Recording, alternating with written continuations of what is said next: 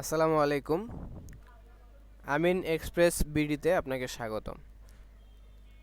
সম্মানিত ভিউয়ার, আজকের আমাদের আলোচনার বিষয় হচ্ছে যে আপনি কিভাবে ডিগ্রি পাশের যে উপবৃত্তির আবেদন ফর্ম পূরণ চলছে সেটা আপনি কিভাবে পূরণ করবেন সে বিষয় নিয়ে আজকে আমি আপনাদের সাথে আলোচনা করব। A to Z বিস্তারিত নিবন্ধন থেকে শুরু করে আবেদন সাবমিট করা পর্যন্ত। তো আপনারা যদি আমাদের ভিডিওতে নতুন এসে থাকেন তাহলে অবশ্যই আমাদের চ্যানেলটি সাবস্ক্রাইব করবেন এবং পাশে থাকা বেল আইকনটি বাজিয়ে দিবেন। আর যদি আগে থেকে সাবস্ক্রাইব করে থাকেন তাহলে আপনাকে ধন্যবাদ। তো আমরা কথা না বাড়িয়ে চলে যাচ্ছি আজকের আলোচনার বিষয়। তো এখানে লেখা আছে প্রধানমন্ত্রী শিক্ষা সহায়তা ট্রাস্টে আপনাকে স্বাগতম। তো এখানে আপনারা দেখতে পাচ্ছেন যে দারিদ্র ও মেধাবী শিক্ষার্থীদের শিক্ষা নিশ্চিতকরণের লক্ষ্যে মাননীয় প্রধানমন্ত্রী শেখ হাসিনার সানুগ্রহ অভিপ্রায় অনুযায়ী 2012 সালে প্রধানমন্ত্রী শিক্ষা সহায়তা ট্রাস্ট গঠন করা হয়। এই ট্রাস্টের মাধ্যমে উপবৃত্তি প্রদান করা হয়। তো আমাদের উপবৃত্তি আবেদন চলবে 16 আগস্ট 2020 থেকে 15 সেপ্টেম্বর 2020 তারিখ পর্যন্ত। তো আবেদন করার জন্য আপনাকে যে কাগজপত্রগুলো লাগবে এবং যেভাবে আপনি আবেদন করবেন সেটা নিয়ম আমি আপনাদেরকে দেখাচ্ছি। তো আপনারা প্রথমে আপনাদের যেটা করতে হবে, একটি সাইট, প্রধানমন্ত্রী যে শিক্ষা সহায়তা ট্রাস্টের যে সাইটটা রয়েছে ওয়েবসাইট, সেটাতে আপনাকে ঢুকতে হবে। তো এখান থেকে আমি ডেসক্রিপশন বক্সে আপনাদের লিঙ্কটা দিয়ে দেবো, estipend.pmeat.gov.bd। এই লিঙ্কটাতে আপনাকে প্রবেশ করতে হবে। প্রবেশ করার পরে এরকম একটা ইন্টারফেস আসবে। সেখানে আপনি প্রথমে সিলেক্ট করবেন, আপনি যদি জাতীয় বিশ্ববিদ্যালয়ের আন্ডারে হয়ে থাকেন তাহলে এটা, ঢাকা বিশ্ববিদ্যালয়ের আন্ডারে এটা, এবং ইসলামী আরবি বিশ্ববিদ্যালয়ের আন্ডারে এটা। আমি দিচ্ছি জাতীয় বিশ্ববিদ্যালয়ের আন্ডারে। তো এখান থেকে আপনি শিক্ষাবর্ষ সিলেক্ট করবেন। এখান থেকে প্রথম, দ্বিতীয়, তৃতীয় তিনটে রয়েছে, আপনি যেটাতে পড়েন সেটা সিলেক্ট করবেন। তো আমি দ্বিতীয় বর্ষ দিলাম। তারপরে আপনাকে সিলেক্ট করতে হবে যে আপনার স্নাতক অর্থাৎ ডিগ্রির যে রেজিস্ট্রেশন নাম্বারটা রয়েছে সেই রেজিস্ট্রেশন নাম্বারটা আপনি সিলেক্ট করবেন। সিলেক্ট করার পর অর্থাৎ এখানে লিখবেন আপনি। তো আমি রেজিস্ট্রেশন নাম্বারটা দিয়ে দিচ্ছি। তারপর এখানে রয়েছে আপনার এইচএসসি রেজিস্ট্রেশন নম্বর। আপনার যে এইচএসসি পরীক্ষা দিয়েছেন সেটার অবশ্যই রেজিস্ট্রেশন নাম্বার সাথে রাখতে হবে। সেই রেজিস্ট্রেশন নাম্বারটা এখানে বসায় দিবেন। তো আমি রেজিস্ট্রেশন নাম্বারটা বসায় দিচ্ছি এখানে। তারপরে আপনি এইচএসসি যে রোল ছিল সেই রোলটা বসাবেন। আপনার এইচএসসি রোল বসাবেন এখানে। দেওয়ার পরে আপনার ফোন নাম্বার এখানে বসায় দিবেন।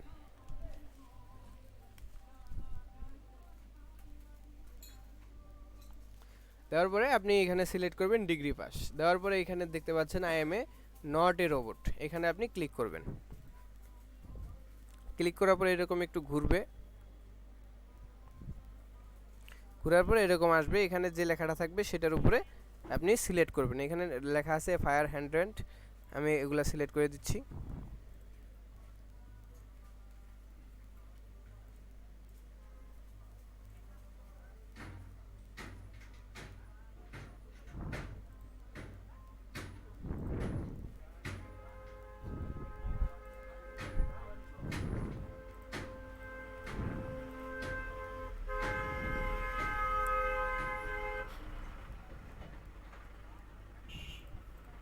এভাবে কয়েকটা আসলে আপনি সিলেক্ট করে দিবেন। তারপর দেখবেন এখানে একটা টিক আসবে, এই টিকটাতে চাপ দিয়ে দিবেন। নিবন্ধন এখানে চাপ দিয়ে দিবেন। চাপ দেওয়ার পরে আপনার এখানে লেখা উঠবে যে এখানে আমি আগে রেজিস্ট্রেশন করেছি যে স্টুডেন্ট অলরেডি রেজিস্টার্ড। তো আপনাকে এরকম হওয়ার পরে আপনার ফোন নাম্বারে একটি ভেরিফিকেশন কোড যাবে। সেই ভেরিফিকেশন কোড দিয়ে 6 সংখ্যার একটি পাসওয়ার্ড যাবে, পাসওয়ার্ডটা দিয়ে দিবেন।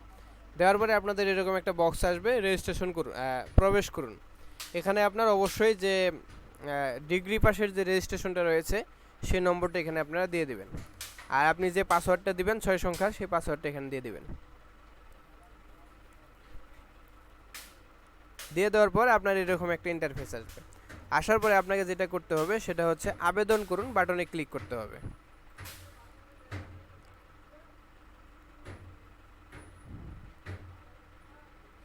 আবেদন করুন বাটনে ক্লিক করার পর আপনার এখানে প্রথমত আবেদন ফর্মটি, নিচের ফর্মটি পূরণ করুন। তো আপনার প্রথমে হচ্ছে উচ্চ মাধ্যমিকের তথ্য চাবে, এখানে আপনার কলেজের নাম দিবেন, তারপরে রেজিস্ট্রেশন নাম্বার দিবেন, রোল নাম্বার দিবেন, আপনার জিপি অটোমেটিক চলে আসবে। তারপরে আপনি পাশের সন কত সালে ইন্টারমিডিয়েট পাস করেছেন সেটা এখানে দিবেন। তারপরে আপনার শিক্ষাবর্ষ দিবেন, আপনি কোন বিভাগ থেকে, মানবিক, বিজ্ঞান, ব্যবসায়, ওইটা দিবেন। তারপরে আপনার বোর্ডের নাম দিবেন। দেওয়ার পরে সংরক্ষণ করুন এবং চালিয়ে যান বাটনে ক্লিক করবেন। হ্যাঁ, তারপরে দিতে হবে আপনার ডিগ্রি পাসের তথ্য। এখানে রয়েছে বর্ষ বাছাই করুন, দ্বিতীয় বর্ষ বিএসএস 2018, ভর্তি বর্ষ হচ্ছে 2018। তারপরে হচ্ছে আপনার কলেজের নাম, এগুলো অটোমেটিক আসবে। পঞ্চগড় জেলা, দেবীগঞ্জ থানা, এগুলো অটোমেটিক আসবে আপনার। আর যদি না আসে তাহলে এগুলো সিলেক্ট করে দিবেন, জেলার নাম এবং উপজেলার নাম সিলেক্ট করে দিবেন। দেওয়ার পরে আপনার ব্যক্তিগত তথ্য চাবে, এখানে আপনার নাম অটোমেটিক থাকবে। আপনার যদি আইডি কার্ড থাকে তাহলে এখানে আইডি কার্ড দিবেন, যদি না থাকে তাহলে জন্ম নিবন্ধন, শিক্ষার্থী জন্ম নিবন্ধন নম্বর, এটা অবশ্যই দিতে হবে, এটা দিবেন। দেওয়ার পর এখানে অ্যাকাউন্টের ধরন, অর্থাৎ আপনি কিভাবে উপবৃত্তিটা যদি আপনি পান সেটা আপনি কিভাবে গ্রহণ করবেন, ব্যাংকের মাধ্যমে নেবেন নাকি মোবাইল ব্যাংকিংয়ের মাধ্যমে নেবেন। অবশ্যই মোবাইল ব্যাংকিং হচ্ছে সুবিধা, তো আপনি মোবাইল ব্যাংকিংয়ে চাপ দিয়ে রাখবেন, এখানে এই ঘরটাতে চাপ দিবেন। দেওয়ার পরে অ্যাকাউন্টধারীর নাম, আপনি যার নামে বিকাশ, আপনি যদি বিকাশ অ্যাকাউন্ট দেন তাহলে যার নামে অ্যাকাউন্টটা রয়েছে তার নাম লিখবেন এবং বিকাশ অ্যাকাউন্টের নাম্বার দিবেন। আর নাম্বারটা অবশ্যই ভালোভাবে চেক করবেন, কারণ একটি নাম্বার ভুল হলেই আপনার উপবৃত্তির টাকা অন্য কোনো নাম্বারে চলে যেতে পারে। তো এখানে নাম্বারটা চেক করে দিবেন এবং যার আইডি কার্ড দিয়ে বিকাশ খোলা হয়েছে তার নামটা এখানে দিবেন। দেওয়ার পরে মোবাইল ব্যাংকিং সেবাদানকারী, যে আপনি যার মাধ্যমে নেবেন, রকেটের মাধ্যমে নেবেন নাকি বিকাশের মাধ্যমে নেবেন। যদি আপনি বিকাশ নাম্বার দিয়ে থাকেন তাহলে বিকাশ দিবেন, যদি রকেট নাম্বার দিয়ে থাকেন তাহলে রকেট দিবেন। তারপরে আপনি বিবাহিত না অবিবাহিত সেটা সিলেক্ট করবেন, আপনার পিতার নাম, মাতার নাম, এগুলো অটোমেটিক থাকবে, জন্ম তারিখ, পুরুষ। তারপরে আপনার এলাকার নাম দিতে হবে, অর্থাৎ গ্রামের নাম।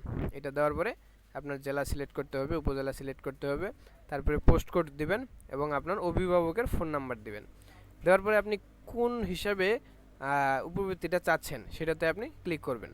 এখানে অসচ্ছল, মুক্তিযোদ্ধার সন্তান, প্রতিবন্ধী, এতিম, দুস্থ পরিবারের সন্তান, নদী ভাঙ্গন কবলিত পরিবারের সন্তান, আপনি যেটাতে পড়েন ক্যাটাগরিতে সেটা দিবেন। তো আমি যার আবেদনটা করছি সে হচ্ছে দুস্থ পরিবারের সন্তান, আমি এখানে চাপ দিব। এখানে বলছে সংরক্ষণ করে এবং চালিয়ে যান, এটাতে আপনি চাপ দিবেন। দেওয়ার পরে আপনার সাকসেস দেখাবে। তারপরে আপনার আসবে অভিভাবকের তথ্য, আপনি আপনার অভিভাবক যিনি তার নাম লিখবেন। অভিভাবকের সাথে আপনার যার সম্পর্ক, আমি যার নাম দিয়েছি তার সাথে স্টুডেন্টের সম্পর্ক হচ্ছে তার মা হয়। তারপর অভিভাবকের আইডি নম্বর, অর্থাৎ আপনার অভিভাবকের যার নাম দিবেন এখানে তার আইডি নাম্বারটা এখানে দিবেন। তারপরে আপনার অভিভাবকের পেশা দিবেন। তারপরে অভিভাবকের ঠিকানা, অর্থাৎ গ্রাম, তারপর জেলা, উপজেলা, তারপরে হচ্ছে পোস্ট কোড, তারপরে আপনার অভিভাবকের ফোন নাম্বার। তারপরে আপনাকে লিখতে হবে আপনার পরিবারের সদস্য সংখ্যা কয়জন, উপার্জনরত সদস্য সংখ্যা কয়জন। তারপরে আপনার যে জমি রয়েছে সেটা কি সিটি কর্পোরেশন না পৌরসভা না অন্য অন্য এলাকা, যদি অন্য অন্য এলাকার মধ্যে হয় তাহলে অন্য অন্য এলাকা দিবেন। তারপরে আপনার কৃষি জমি কতটুকু আছে সেটা দিবেন, আর আপনার অকৃষি জমি কতটুকু আছে সেটা দিবেন। তো আমি আর যার আবেদনটা করছি তার কৃষি জমি নাই, একদম অসচ্ছল, আর তার অকৃষি জমি অর্থাৎ যে বাড়িটা আছে তার বাড়ির জমির পরিমাণ হচ্ছে 4 শতক। তো এখানে মোট জমি শতক অটোমেটিক চলে আসবে। তারপরে আপনার বার্ষিক আয় কত, অর্থাৎ আপনার বার্ষিক একটা আয় দিবেন, এখানে হচ্ছে বার্ষিক আয় 2000 টাকা, আমি দিয়ে দিছি। তারপরে এখানে সংরক্ষণ করুন এবং চালিয়ে যান বাটনে ক্লিক করবেন। ক্লিক করার পর আপনার একটা ছবি যাবে, এখানে একটা ছবি দেওয়া আছে, ছবিটি ভালো হয় না, আমি নতুন করে একটি ছবি আপলোড করছি। তো ছবিটি আপনাকে দিতে হবে অবশ্যই 300 বাই 300 পিক্সেলের হতে হবে। তো আপনি আপনার কম্পিউটারে ফটোশপে যাবেন, তারপর ছবিটি সিলেক্ট করবেন। ছবিটি সিলেক্ট করার পর আমি ছবিটি সিলেক্ট করে নিচ্ছি। নেওয়ার পরে আপনাকে 300 বাই 300 করতে হবে, এমআরজি সাইজ, এখানে 300 দিবেন, 300 দিবেন, দিয়ে ওকে দিবেন, আপনার ছবিটি 300 হয়ে যাবে। তারপর সেভ দিয়ে নিয়ে নেবেন। তো আমি ছবিটি এখন দিয়ে নিচ্ছি, ছবিটি আপলোড করবেন। ছবিটি আপলোড করার পরে এখানে চাপ দিবেন সংরক্ষণ করুন এবং চালিয়ে যান বাটনে ক্লিক করে দিবেন। দেওয়ার পরে ছবিটি আপলোড হওয়ার জন্য একটু সময় নেবে।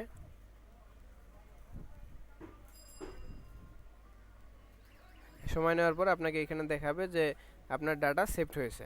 তারপরে এখানে পূর্বরূপ, অর্থাৎ পুনরায় আপনাকে একবার জিনিসটা যাচাই করার জন্য দিবে।